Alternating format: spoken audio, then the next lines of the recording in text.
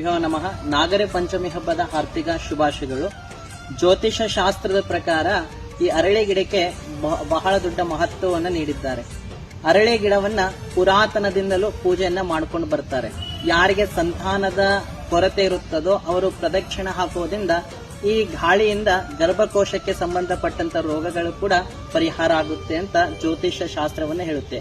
ಅದೇ ರೀತಿಯಾಗಿ ಕೆಲವೊಬ್ರು ಬಹಳಷ್ಟು ಸಾಲ ಬಾಧೆಯಲ್ಲಿ ಬಳಲುತ್ತಾ ಇರ್ತಾರೆ. ಸಾಲವನ್ನ ಯಾವುದೇ ರೀತಿ ಎಷ್ಟೇ ಪ್ರಯತ್ನ ಮಾಡಿದ್ರು ಯಶಸ್ಸನ್ನ ಕಾಣದೇ ಇದ್ದಾಗ, ಸಾಲವನ್ನ ತೀರಕ್ಕಾಗದೇ ಇದ್ದಾಗ ಜ್ಯೋತಿಷ ಶಾಸ್ತ್ರ ಒಂದು ವಿಭಿನ್ನವಾಗಿ ಒಂದು ವಿಧಾನವನ್ನ ಹೇಳುತ್ತೆ. ಏನಂದ್ರೆ ಅರಳಿ ಗಿಡ ಬಂದು ಜಾತಕದಲ್ಲಿ ಮತ್ತು ಶನಿಗೆ ಸಂಬಂಧಪಟ್ಟಿದೆ. ಅರಳಿ ಗಿಡದ ಪ್ರದಕ್ಷಿಣೆ ಹಾಕುವುದು, ಸಾಸಿವೆ ಎಣ್ಣೆಯಿಂದ ದೀಪ ಹಚ್ಚಿದರೆ ಸಾಲ ಬಾಧೆಯನ್ನ ನಿವಾರಣೆಯಾಗುತ್ತೆ ಅಂತ ಹೇಳ್ತಾರೆ. ಅದೇ ರೀತಿಯಾಗಿ ಇದನ್ನ ಈ ಅರಳಿ ಗಿಡದ ಎಲೆಯ ಮೇಲೆ ಶ್ರೀ ಎಂದು ಬರೆದು ವ್ಯಾಪಾರ ವೃದ್ಧಿ ಆಗದೇ ಇದ್ದಲ್ಲಿ ಆ ಕೂಡುವಂತ ಸ್ಥಳದಲ್ಲಿ ಕೂಡುವಂತ ಕುರ್ಚಿಯ ಕೆಳಗಡೆ ಇಟ್ಟು ಗುರುಪುಷಾಮೃತ ಯೋಗ, ಗುರುವಾರ ದಿವಸ ಪುಷ್ಯ ನಕ್ಷತ್ರವನ್ನ ಬಂದಾಗ ಗುರುಪುಷಾಮೃತ ಯೋಗ ಅಂತ ಹೇಳ್ಕೊಂಡು ಬರ್ತಾರೆ. ಆ ನಕ್ಷತ್ರದ ದಿನ ಇದನ್ನ ತರಂದು ಶ್ರೀ ಎಂದು ಬರೆದು ಆ ಬರೆದ ಜಾಗದಲ್ಲಿ ನೀವು ಕೊಡುವಂತ ಸ್ಥಳದಲ್ಲಿ ಇದನ್ನು ಇಟ್ಟರೆ ನಿಮ್ಮ ವ್ಯಾಪಾರವನ್ನ ಅಭಿವೃದ್ಧಿಯಾಗುತ್ತೆ ಅಂತ ಹೇಳ್ತಾರೆ. ಶರಣು ಶರಣಾರ್ಥಿ.